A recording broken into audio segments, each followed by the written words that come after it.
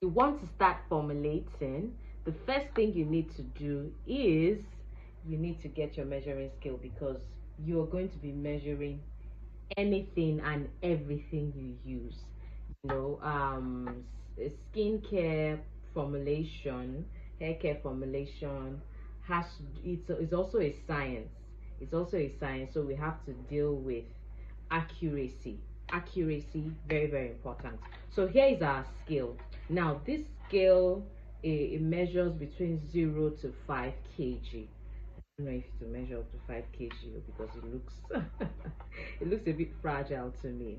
But this scale, usually when you get a scale, it actually shows you on the pack um, how, you know, the weight, that what you can use the scale for. So this measures 0 to 5 kg. And the next thing is, whenever you're using your scale, please always put on a flat surface. Flat surface. So I can't be using a scale and now, you know, I have the book like this and then it's going like this. Whatever you measure will not be accurate. Also, when you are using your scale, make sure that um, there's nothing around, you know, there's nothing around it that can give you false calculations. So it has to be on its own like this, right? Separate from any other thing on your work table. Okay, you also make sure that your work table is clean, is sanitized. You get, so this is our scale. Usually sometimes the scales come with batteries, but I usually get very strong. I usually get stronger batteries, longer lasting batteries. Okay, so I put my batteries in my scale. Put my batteries in my scale, because you don't want a battery that is not very good and then in the middle of your measurement you have issues. Okay, so I have put my batteries, you know, in my scale, and then my scale is on a flat surface, nothing disturbing it. Okay, then I turn it on. I hope this is clear. Oh sorry, that's mode I was pressing. So this is on. I hope you can see it. Should I move it closer? So what does it show? It shows 0 kg, 0 grams. Okay, so it shows 0 grams, right?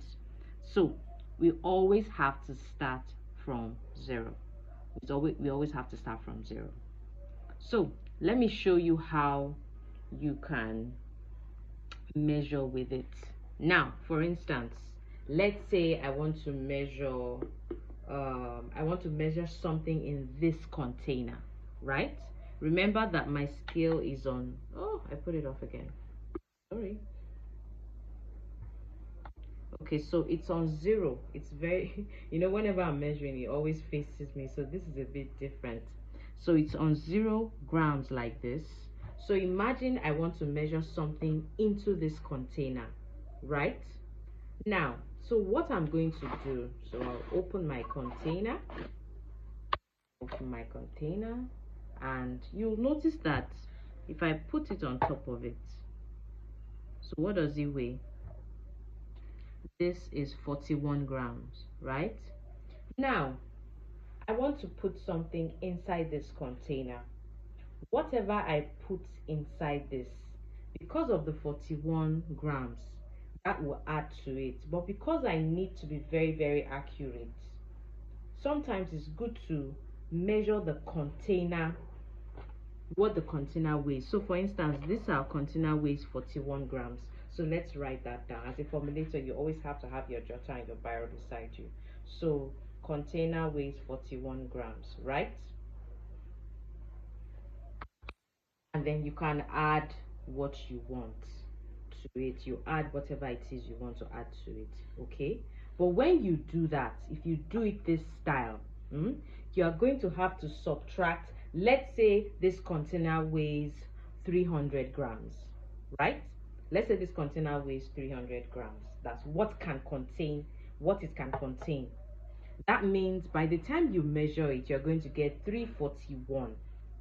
That means you already have your 300 grams inside it. Sometimes you could measure all this together, but it's not needed. Another way to do it is you put your scale on 0. No, you take it off. So your scale is off, right? Then you put your container, and let's say I want to measure shea butter, okay? And then I pour. So wait, before I pour my shea butter, my plastic is on my scale and I put it on. Okay, so we always start at 0. Remember, we always start at 0. Then I pour what I want to pour. Pour whatever it is I want to pour. I don't have anything I want to pour here. Okay, I pour whatever it is I want to pour, and then I get my 300 grams, right? Now, another way to do it.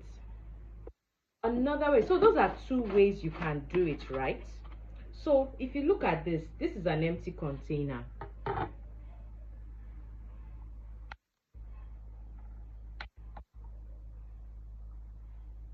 Hold on.